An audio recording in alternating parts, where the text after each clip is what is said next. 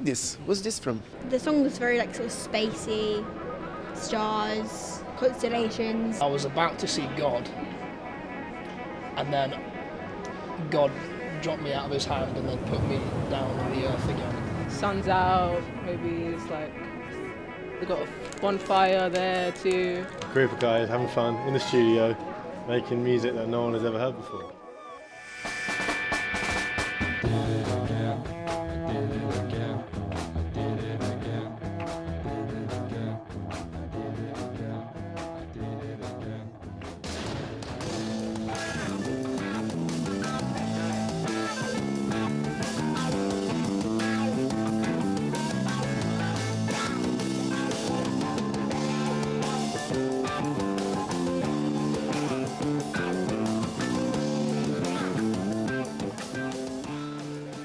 Hi, I'm Bill McCormick. Used to be a bass player back in the day. Some involvement in groups that were involved in what was described as the Canterbury scene back in the late 60s and early 70s. I'm Richard Sinclair. I've been a musician most of my life. You know, entertaining, travelling around the world with several known bands. I'm Phil Howitt. My involvement with the Canterbury scene, I've been involved with it in different ways over the last 35 to 40 years. Initially as a fan, subsequently towards the end of the 1980s, I decided I wanted to start writing about the music. I learned a new thing. Canterbury scene. Canterbury scene. Canterbury scene. Canterbury scene. Canterbury scene.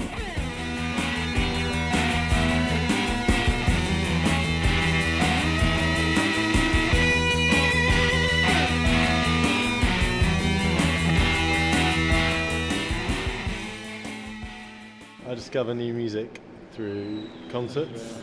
Listen to what my friends would recommend. My mum. I go to a lot of open mics and I put on a lot of music as well. An acquaintance of mine one day brought in a gong record called Camembert Electrique, and I remember listening to this as it went on and thinking, this is really quite strange, but I want to hear more of it. Came into contact with people in the Canterbury scene as a result of a serendipitous meeting of my mother and the mother of a drummer called Robert Wyatt. After I first saw Soft Machine play, and then went and saw them play a thing called the 14-Hour Technicolor Dream in 1967 at Alexandra Palace.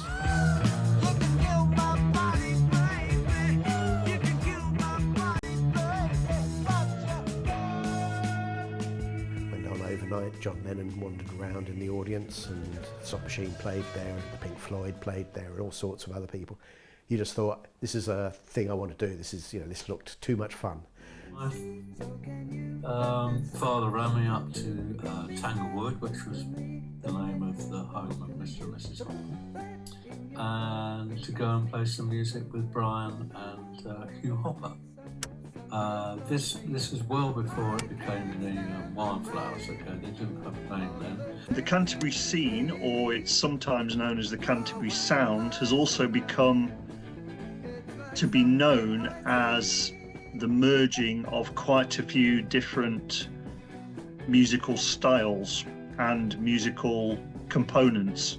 They were encouraged to play music. They had the benefit of pushing each other along in terms of their own musical experimentalism. It was a reflection on the sort of music that people, I think, had been brought up on, which was different from the R&B, blues, soul. It was a style, it was an approach, it was an attitude. We were obviously very influenced by Jimi Hendrix. You name it all, Rolling Stones. That was the market we were moving into. We had crushed velvet, trousers, bell bottoms, waistcoat, a bit like Jimi Hendrix. colourful, quite elaborate, quite sort of Moroccan. This was a time of tie-dyed t-shirts, what used to be called loon pants, i.e. flares, very, very big flares on occasions. Sometimes stack heels if you were really worried about your height. I did once go down the King's Road and buy myself a pair of lime green, dark green and white stars and stripes bell-bottoms, which I then proceeded to wear on stage on several occasions to the hilarity of everybody else. Marijuana was very fashionable then, and also smoking joints, hashish, particularly to do with the hippie brigade, really. I think one of the advantages of being a younger listener is that there aren't the same barriers as there were when I was in my teens in terms of accessibility to or even stigma to certain sorts of music. This one is very different and I really enjoyed, so maybe I will explore more. I'm gonna play in my restaurant actually now. That's not usually my kind of music, but I'm open to it. Not my style, but yeah, I'd give it a chance to listen to it again. I'm always looking back because of other people want to hear the earlier stuff. And how do I feel about it? It's wonderful. But now, I look forward to tomorrow, okay?